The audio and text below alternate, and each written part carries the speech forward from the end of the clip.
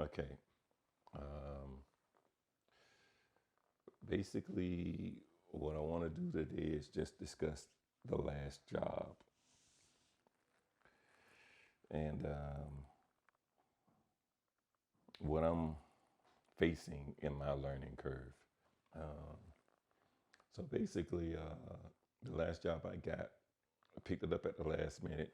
It was due 10 days later, which is something I don't recommend, especially when you're not going to charge the rush fee. And if your rush if your rush fee isn't sufficient to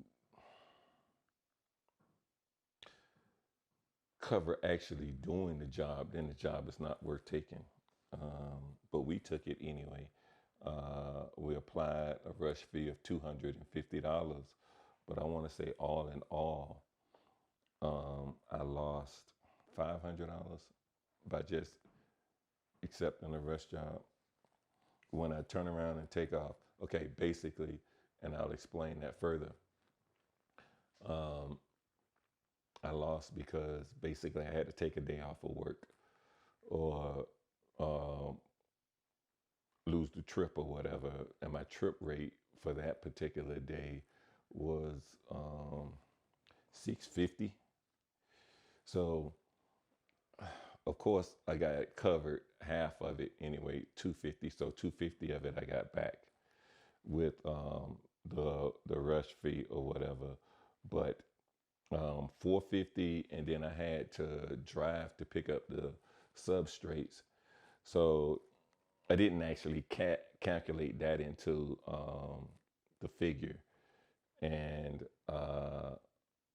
that was $70 because where I had to pick it up at was literally 250 miles away. So basically, it was 250 miles there, 250 miles back. So 500 miles round trip. And I did not calculate that in, and basically two fill ups or whatever, and not even including that amount of time in it. So, all in all, the rush job wasn't worth it because of several different factors. Now, maybe for someone else who has been in the business, then they've already learned this fact. But for me, it was not worth doing the job. Not even adding in the errors that I got. I had 6 errors on it. And what I mean by errors is anything that I didn't want to include in the order itself. It was a 60 shirt order, 2 designs. One design was front and back, full size prints. The other design was oversized print on the front, which was DTG and DTF. The DTF part was all fonts or letters or whatever, whereas the DTG part was an actual image. So basically, each shirt had 2 prints on it, 2 full-size prints, and the labels, because they wanted the labels to be added into it. So we did the labels for it for their particular brand. And then I turned around and gave them a discount because it was over 50 shirts. So all in all, I didn't actually put in what it was going to cost me, and I did the cost right off my head. And I ended up losing in the job. You know, I mean, all in all, I ended up losing in the job. But we definitely learned some things. Out of all the videos that I've seen, yeah, most of them talk about, you know, how the benefits of being in the printing game is. I've been in the printing game before, but I figured that, you know, maybe I didn't apply myself 100% because I had other things going on or whatever. So I figured when I got the opportunity to get back in it this time, I figured that, you know, I'd apply myself better and go through some of the videos, learn the new equipment that's out now, and, you know, let's see what's happening with it. In most of the videos, they talk a lot about the good. They never talk about the essentials that you need to learn prior to actually making your prints or whatever.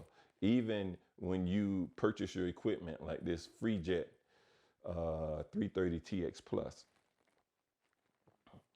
you can go through all the classes and everything, and they give you, you know, the basics of running a machine, or they'll literally sit down and show you how to run the machine. But it's just the little things that you have an issue with. Like, for instance, I have 2 platens. So basically, I can work with one while one's printing and set up the other one, because none of this is quick. This is another thing. DTG processing is not fast. You're not gonna just get it and run through your shirts and expect them to be just fabulous or whatever, because it just doesn't work like that. My process was taking me, it says the RIP software give you an estimated time of, let's say, 5 minutes per print. Well, that might be 5 minutes per print on 1400 by 1400, 1440 by 1440 DPI. And when you print that, it might not be sufficient for the image that you are trying to print. And so in my case, I had to bump it up to 5678 by 1400 to get the vividness that I wanted out of the print. Well, that took that 4 or 5 minutes to print thing and bumped it up to 15 minutes. So now every print is taking me 15 minutes to print. And any error that happens during that processing time, I mean, you just pretty much have to eat or whatever. I was getting this problem where the shirts were coming out blurry. One would literally be sharp as a tack, and then the other one was coming out blurry, and it was happening on a sequence that was, one would be perfect, the next one would be blurry. So I knew it couldn't have been a pre-treat because it was happening in concert, basically. I mean, it happened to like 4 different shirts, and we talking about shirts that are not included in the 6 that I didn't include. We talking about other shirts because I see it happening as soon, and then I just pull it off. You know what I'm saying? So this was happening. And somewhere along the line, within the first 4 or 5, I think by the 5th one, I figured it out that it was only happening on certain platens. Just as sure enough, when I put 2 brand new platens side by side, one come with the machine, one purchased outright or whatever, when you look at them, one was a 1/4 of an inch higher in height than the other one. First of all, that could have actually gave me a print head strike and messed up my print head. Very possible it could have did that. I had no idea. No, not one video had I've seen had warned against it. There's no warning when you purchase the platen that you need to adjust it to the height of your, if you're using 2 platens of the same style or the same style platens, and you're just using it to, you know, to speed up your process or whatever, that you got to check the heights and make sure you match the heights. Otherwise, one of them could be higher than the other, even though it's the same exact platen. Anyway, so lucky enough, I didn't get a head strike, but it was high enough. It was enough height to mess up the print. Clearly, it was giving me blurry prints versus it being sharp or whatever. So anyway, I discovered it. I had to figure out how to make the adjustments and then make the adjustments to the platen where they got even, to get them even. And then started printing fine again. So, but those are just little things that can cost you money. And in retrospect, could end up costing you a lot of money, because a print head strike could have messed up my print head, and then I would have had to buy a new print head. So not only would I have lost the job due to not having it at that particular moment, but the print head is $1,200, $1,250. So it's just little things that can mess you up that I had no idea of. And this is why I'm saying it now. Another thing, when you're loading your platen, if you're not if you're not threading your shirt through your platen, and you're laying it across your platen, the bottom of it could have a slight wrinkle, especially when you press the shirt to get it even. Well, that little slight wrinkle can literally catch white ink, and now you got a line. And you can't see it through the first layer of the shirt. Most of the time, it's literally something that you just gotta feel. Didn't know that.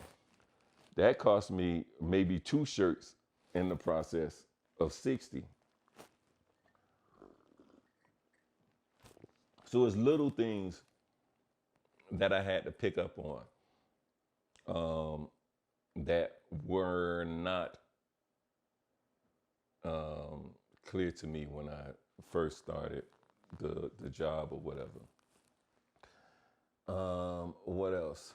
The machine is not cheap to run. I mean, everything is a cost with not just the DTG, the embroidery machine, the same thing. I mean, the last job I did on an embroidery machine, I should probably discuss the issues I had with that when I do the video for that. So we'll talk about that later. But I mean, maintenance is just a bitch. You know, this machine, you got to constantly clean. The ink jams up. There's always something dealing with the machine, and those something can generally mess up your shirt doing your prints. So it's extremely costly to run the machine, and when you price your items, you probably need to take that into consideration, because if you price it too cheap and then you run into an issue, then you're either trying to send your customer a bad shirt, even though you done seen the flaw and you done caught the flaw, but you shipped it anyway because you just didn't want to eat the cost of it. Well, we don't do that at all. When we give a price, when we make a commitment to a client or whatever, our word is bond. If we sending them 60 shirts, we sending them 60 perfect shirts. And if we didn't price it right or whatever, or we end up losing because of it, then that's just a lesson that we're gonna learn. An expensive lesson, but a lesson. But it was insightful, and we got through the job. Customers happy, and we'll move on to the next one. Till next time. Peace.